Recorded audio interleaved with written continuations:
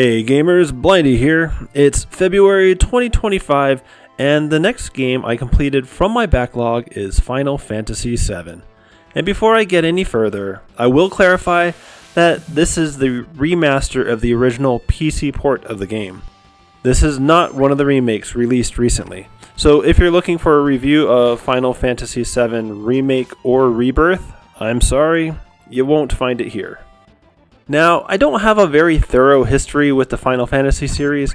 I played Final Fantasy VI, Final Fantasy III in North America, a couple times, and that's about it. I have 9 games in the series sitting in my Steam library, so I've got some gaming to do. And now that I've finished 2 games in the series, I'll just say Final Fantasy VII currently ranks second out of the 2. I know a ton of people love this game, but I just, didn't. Perhaps it's simply because I never grew up with this game. For a lot of people, this would be their first Final Fantasy game, or maybe even their first role-playing game. Or maybe it was just being there at the time, playing one of the most popular games on the brand new system with its amazing graphics and exciting new games. But I didn't. This wasn't my first Final Fantasy game, nor was it close to my first role-playing game. I didn't own a PlayStation, and of the games I played on it, this wasn't one of them. So I didn't have any kind of attachment to this game, and it didn't sell me on its greatness. But we'll get into that. So, like I said, this was basically the original game, just on PC. It first released for the PlayStation on January 31st, 1997, meaning this game is nearly 30 years old. That's a depressing thought. Anyway, and it was developed by Square, or as we would know them in North America, Squaresoft. Of course, this is previous to their merger with Enix. And this version of the game is available on Windows, iOS, Android, PlayStation 4, Switch, and Xbox One. I guess if you want to play this on newer systems, you'll have to resort to the remake versions. On Steam, this game is about $17 Canadian, but it's regularly on sale for 60% off, meaning you'll spend less than $7 for this if you're patient. And this game is laughably small nowadays. It's recommended that you have 3 gigs available, whereas my install was only 1.43 gigs. It's wild because this game was released on 3 discs on the PlayStation, which was a pretty big deal at the time. I played this on my LCD Steam Deck, and it was a great game for that system. It's rated as playable, and I'll definitely agree with that. The first bit of trouble I had was I needed to specifically bind a button for the letter X, which I bound to a back button. You'll need to do this in order to pass a screen before the initial game load. Once you're past that screen, you don't need to use the button again. And you'll get a lot of commands in the computer equivalents, so you'll be told that page up and page down do certain things, but I have no clue which buttons those were mapped to. I got around those issues by button mashing my way through those spots. One great thing was the battery life running this game. I could get about 2.5 hours playing this, which would make it a great game to play on the road. If I wasn't the designated driver for my family, I could see plunking that time into playing this while we traveled the 3 hours it takes us to get to Calgary. As you can expect, this game is well received. Metacritic scores are from the high 70s to the low 90s. And consider that the low score is on the iOS version of this game, so I assume it's an issue with the port rather than the game itself. At least on Steam, it's rocking a very healthy 92% approval with over 23,000 reviews. The ESRB rates this game a T for teen. There's blood, but it's really mild. You've got fantasy violence, which is to be expected. They warn of language, but the worst of it is either pretty tame or grolixed out. And mild suggestive themes. This one I put a bit more stock into. Early on, there are some conversations and locations that are for a bit more mature person. I'd say teen is the right rating for this game. And depending on how you play this game, you should expect to be around 36 hours according to how long to beat. While my game file only showed around 30 hours, my actual playtime was around 38 hours. I just lost several hours to various deaths. And now, here is the time where I warn people that from this point forward, I will do my best to avoid any spoilers, but I will not guarantee anything. If you're sensitive about finding too much about this game, now's your time to bail. I will talk about the story, the gameplay, and some of the mechanics, but I will try not to show anything that will give away too much. But what I may find to be acceptable may be too much for others. There are potential spoilers ahead, so this is your warning. You play as Cloud Strife, though to be honest, I don't ever recall seeing his last name pop up anywhere. Early on, you're absorbed into Avalanche, a rebellion group that violently opposes Shinra, a company that has gained its power and influence through its harvesting of Mako energy. Avalanche attacks the reactors that Shinra is using, and through these attacks, the group, made up of Cloud, Barrett, Aerith, and Tifa, cross paths with Sephiroth. So it turns out Sephiroth is kind of a bad dude. He wants to become supremely powerful, as all ambitious men do, and to do so, he has a simple plan: destroy everything. By summoning a meteor to strike the planet, he can somehow harness the healing power of the planet for his own purpose, screwing over the planet, but gaining phenomenal cosmic powers. The story gets quite a bit more in depth than that, including Cloud's mental health issues, Cloud's mysterious best friend, and a wild backstory involving Dad, but revealing too much about those would be like telling you that Darth Vader is Luke's father. And I'll leave the story at that. Let's get into the gameplay. This is a classic turn-based role-playing game. You're going to get random encounters, level up numerous characters, pick up a bunch of items you'll never use, gain gold from dead enemies, and all that typical JRPG stuff. A couple things that this game changed from the formula, at least at the time, was its use of 3D cinematic cutscenes and a simulated version of depth. Now, those cutscenes are an issue.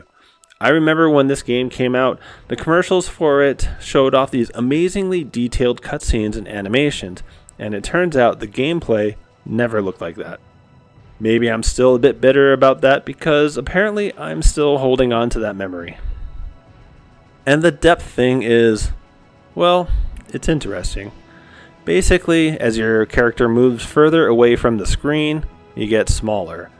That's how it's accomplished. So, cool at the time, sure, but pretty simple. Navigating the areas could be a bit more complicated though. This game isn't based on a grid that so many other games previously did. Think Final Fantasy VI, Dragon Warrior, Breath of Fire, and so on. On a grid system, it's easy to tell what obstacles were, or where you could walk, or where to go to get to the next screen. But this game doesn't use a grid, so it became noticeably more challenging to know where I should be going, or where I could go. The areas are essentially paintings, and the pathways are invisibly carved out. I'm not sure if that description makes much sense, but hopefully what I have on screen shows it more clearly. You can have a decent idea of what can be walked on, but sometimes you can get utterly confused trying to find a path that should be straightforward to figure out. It didn't happen a lot, but it did happen more than I would have cared for. Similar to previous Final Fantasy games, you are able to save in the overworld and select locations within the regions, so you could find yourself going half an hour or so between saves. And this game introduces a couple mechanics. First is limit breaks. Essentially, it's a one-time powerful skill that can be cast when a character has taken enough damage.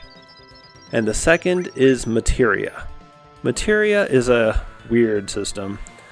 Throughout the world and purchased in shops, you can get your hands on materia, which I guess is a substance that can provide a character with a magic spell. This materia can be added or removed from weapons and armor, so if your loadout has a lot of spots to hold materia, then you can equip a lot of spells. And if you want to switch around who uses which spells, this system makes it easy to do. You can also get your hands on materia that assist other materia, if the weapon or armor allows that kind of combination to be made. For example, you can have a restore materia, and you can have an all materia. And if you join those two, you can restore health to your entire party, not just one target. There are several of these types of materia to find, so you could potentially do some cool stuff with it. But those synergies can only be found by either trial and error or by looking them up. So I never ended up spending much time playing around with the system. I gave the most appropriate materia to the character that I thought would make the best use of it, and if they ended up synergizing, then bonus. And that's the basics of the game. Some cool stuff, some wonky stuff. Now let's get more into specific details and see where it leads us. One of my early issues was something that looks like a good thing until you realize that it's not that helpful. When you're about to take on something big, like a significant boss or the story takes your party in multiple directions, you'll be asked how you want to split up your party. But that doesn't help much at all. You have no idea what is in store for you. It's like you're about to be pushed out of a helicopter in the middle of the night, and you're allowed to take either a parachute or an inflatable raft, but not both. Not knowing where you are or how high up you are, you don't have enough information to make a decision. I'm not sure why I chose that as my example, but you're going to have to deal with it. So you know something big is about to happen, and you're able to make a good decision on which party you want to have and what loadout you want after you die the first time. But it sucks that you're guessing what to do at these points. Like I mentioned earlier, this is a turn-based game, and generally, I love turn-based RPGs. Perhaps I'm a weirdo. It seems a lot of people prefer action RPGs nowadays, but they don't appeal to me nearly as much. I just would have liked an auto battle button. I found myself mashing the A button for most of the mundane fights. But given that there is no auto battle option, I would have liked to see spells feeling more impactful. If your spells cost magic points to cast, and they hit weaker than physical attacks, then what's the point of using magic spells? I'd say 95% of my spell casts were focused on healing, and that didn't make the materia system feel all that powerful at all. Fights could be difficult in other ways too. One problem is status effects. You'll get a status effect on you, and you'll get told or shown what's wrong. But it's a guessing game trying to figure out how to clear them. Each item and spell in the game have descriptions, and they clearly tell you which effects can be cleared with their usage. But those descriptions aren't available during battles. So what does Fury do? Is it a bad thing? Which item clears it? Which spell can be used against it? You better figure it out fast because time is still ticking and the enemies are still beating the crap out of you as you scroll through dozens of items trying to find something that might work. And suppose you're trying to revive someone. You get a cursor over your character's head and you have to navigate the cursor to the fallen character. But sometimes you can't. It's not a simple left or right, it's in relation to your current character. If they're lined up with another character, you could literally not be able to tell which one is chosen. I've had many times where I had a Phoenix down be wasted on a character next to the one that was down. Heals had the same issue. At least for Phoenix downs, they should automatically go to the fallen character. I've used them on the character using the item. I've used them on monsters. It shouldn't be a challenge to use them, especially when the clock is ticking. As a minor side note, I prefer the victory fanfare from Final Fantasy VI over this game.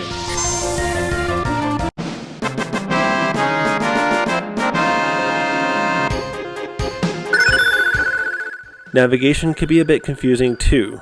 The developers had some fun with the designs of the rooms and buildings. Cool.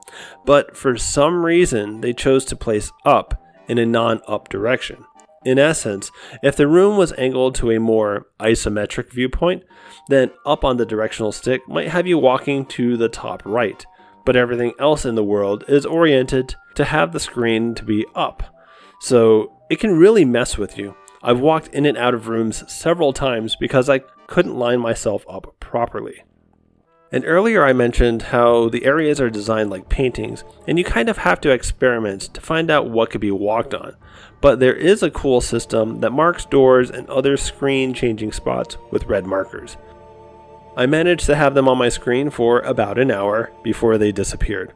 I looked up how to bring them back, but I couldn't figure it out. But when I had them, I loved them.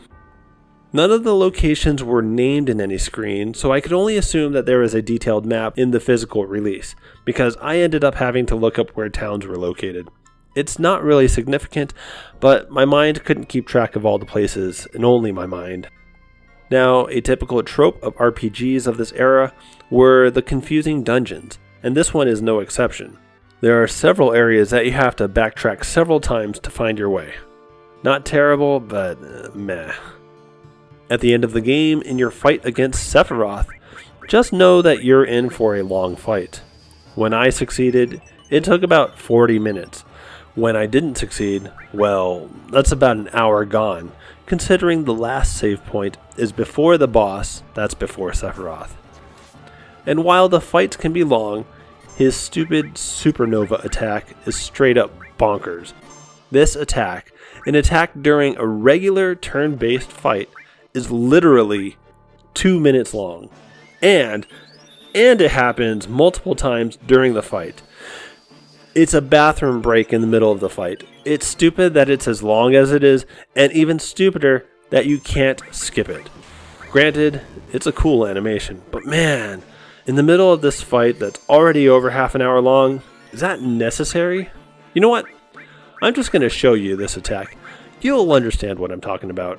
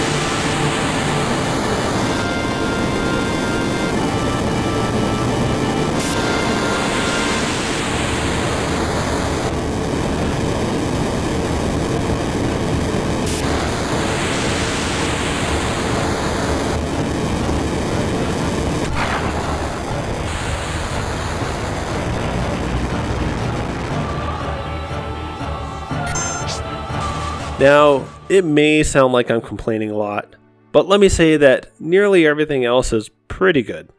Here are some of the standouts. The story with Sephiroth is crazy. Learning about his backstory and how his entire situation came about, I think the story really developed pretty well. Now, I also think the first half of the game was slow in developing the story, so it didn't really pick up steam until later in the game. I loved that the pacing of the game was just right. Specifically, that I didn't need to grind levels even once. Sure, I could have if I cared, but finishing the game at level 50-something, and I didn't feel overwhelmingly unpowered, which is great. The music in Cosmo Canyon was easily my favorite, and I could listen to that song for an absurdly long time.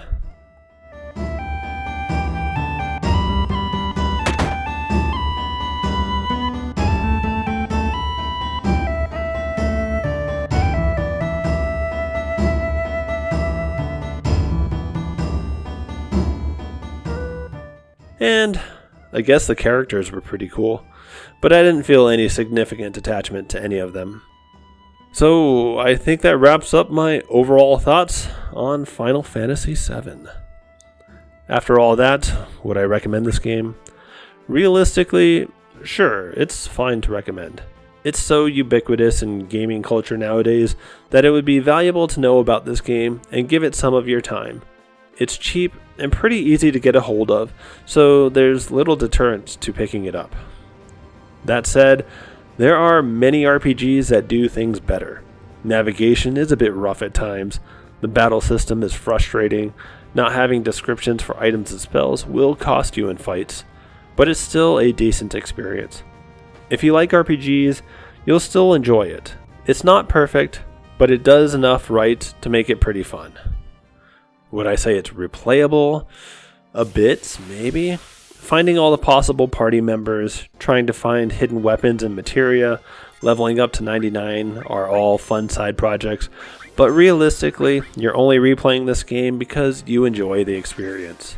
There's not much divergence. The story is pretty linear, but knowing where to go and knowing what to expect may make multiple runs an easier challenge the next time around. Alright, now that I've bombarded you with my thoughts on this game, time to score it. I'm giving Final Fantasy VII a 9 out of 12. 75%. It's good, but I struggled to enjoy it more than I did. I didn't grow up with it, so that might have impacted me quite a bit. But that's okay. I love The Secret of Mana, and many other people may not like it at all. We all have our preferences, and that's cool. Before we go our separate ways today, let me show you a brief glimpse of the final boss fight.